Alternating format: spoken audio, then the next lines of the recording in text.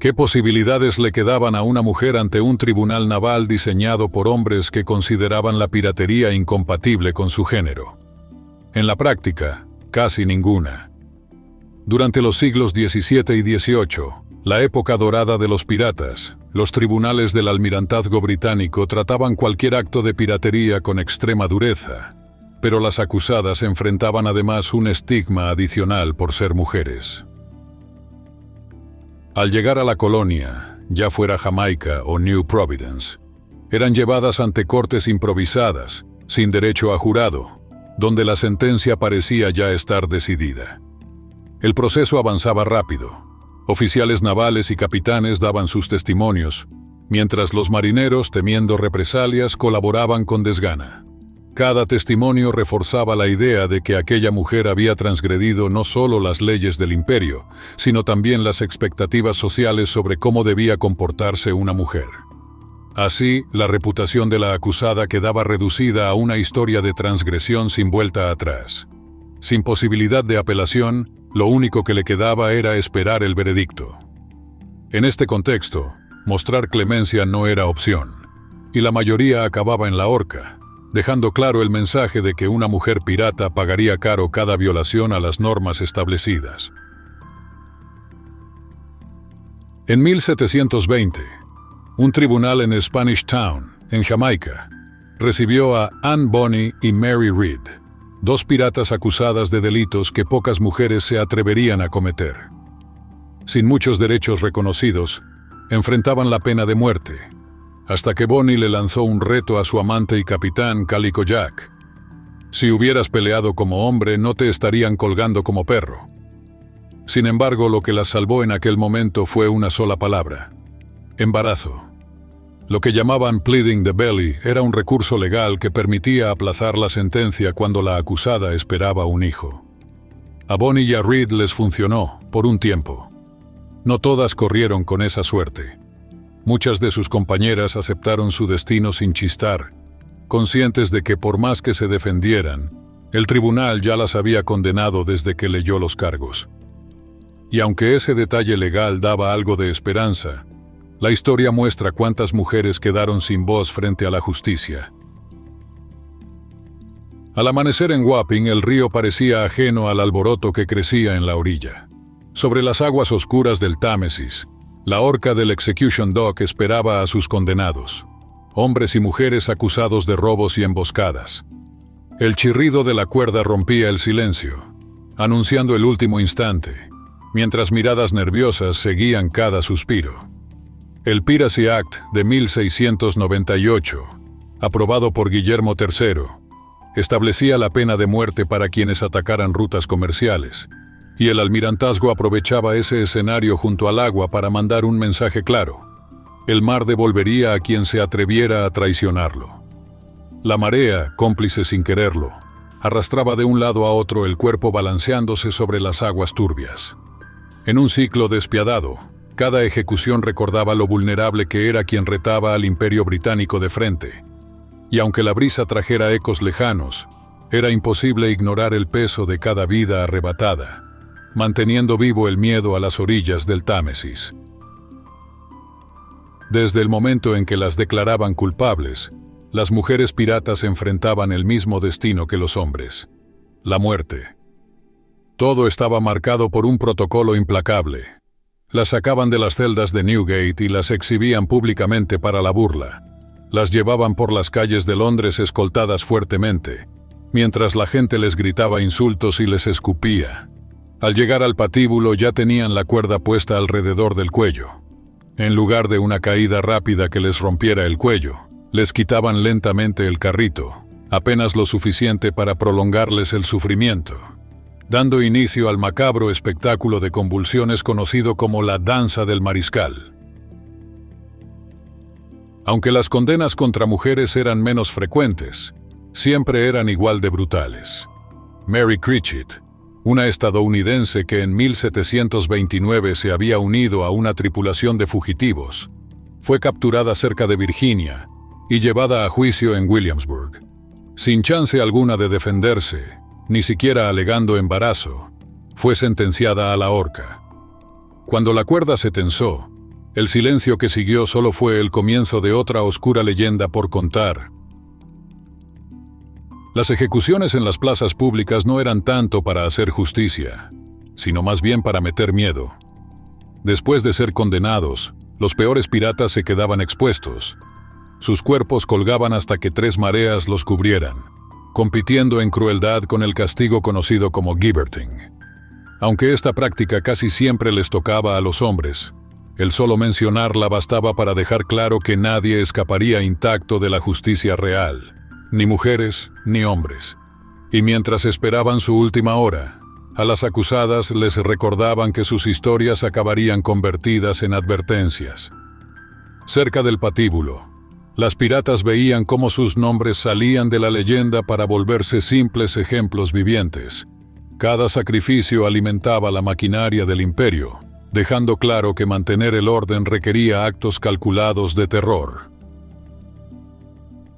Cuando apareció el primer barco en el horizonte, los muelles ya estaban llenos de gente esperando ver qué iba a pasar. Antes de enfrentar la horca, muchas piratas pasaban primero por los latigazos, un castigo doloroso que las autoridades navales y los gobernadores coloniales inventaron para castigar y humillar a las mujeres capturadas. Cada golpe convertía el cuerpo en un mensaje clarito. Quien rompiera las reglas del mar pagaría caro y frente a todos. Manejado por verdugos experimentados, el famoso látigo Cat o' Nine Tails tenía varias tiras de cuero con nudos, lanzados con fuerza contra la piel, desgarrándola sin piedad. Dependiendo de lo grave que fuera el delito y de la decisión del tribunal, la prisionera podía recibir desde unas decenas hasta más de 100 azotes. Todo el show se hacía en los muelles, junto a los muros de la prisión, y atraía a vecinos de todas las edades.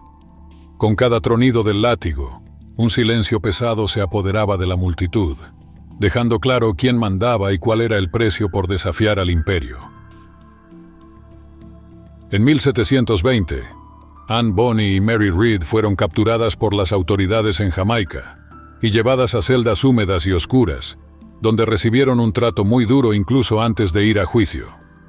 Aunque no existen registros específicos de que ellas fueran azotadas, era bastante común que otras mujeres piratas en diferentes colonias, sobre todo en las costas americanas y las Indias occidentales, recibieran latigazos para obligarlas a confesar o simplemente para servir como escarmiento.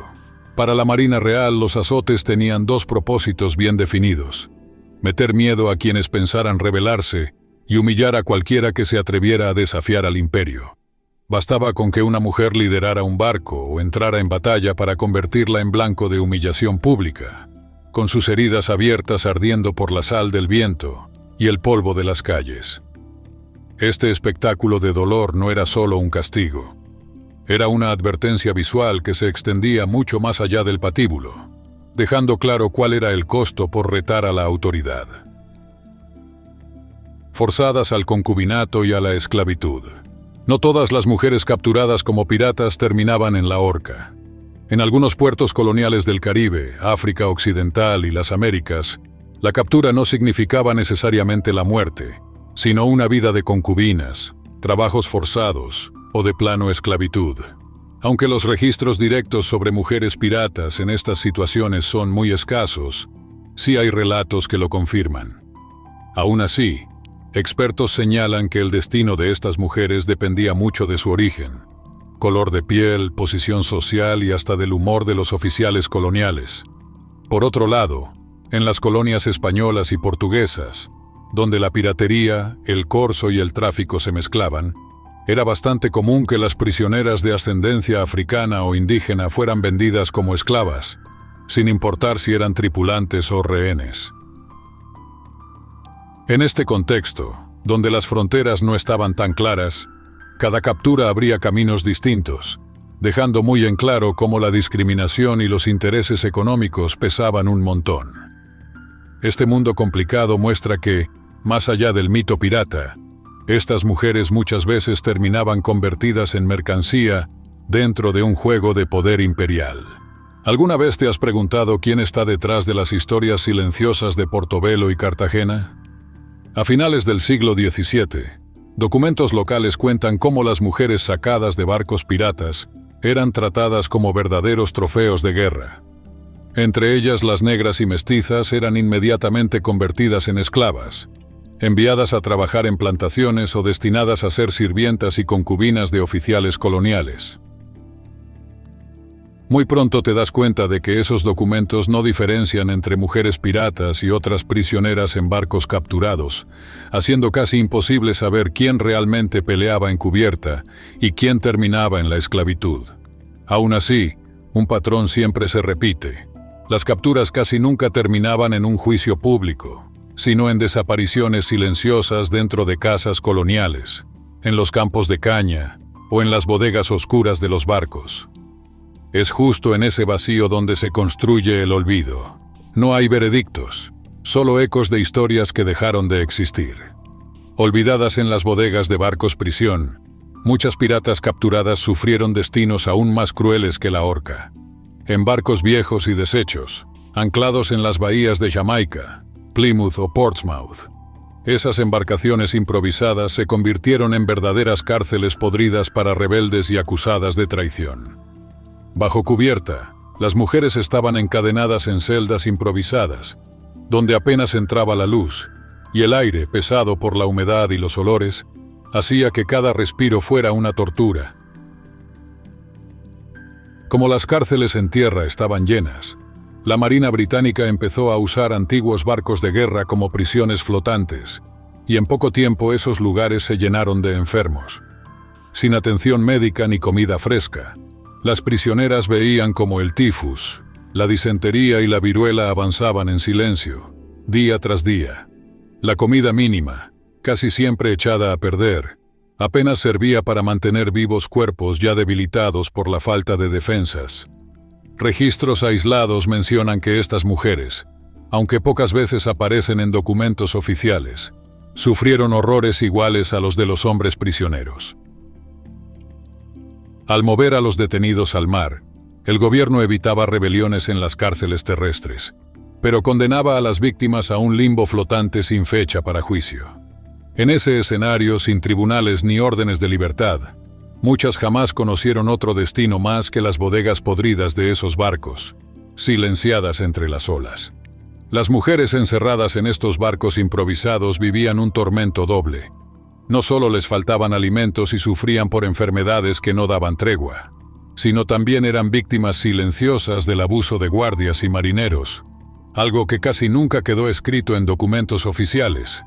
Sin protección legal ni voz, simplemente eran borradas del mapa, víctimas invisibles de un sistema que negaba hasta su existencia. Bajo cubierta, el aire húmedo y sofocante se mezclaba con olores a óxido y comida podrida, haciendo que cada respiro costara un esfuerzo enorme.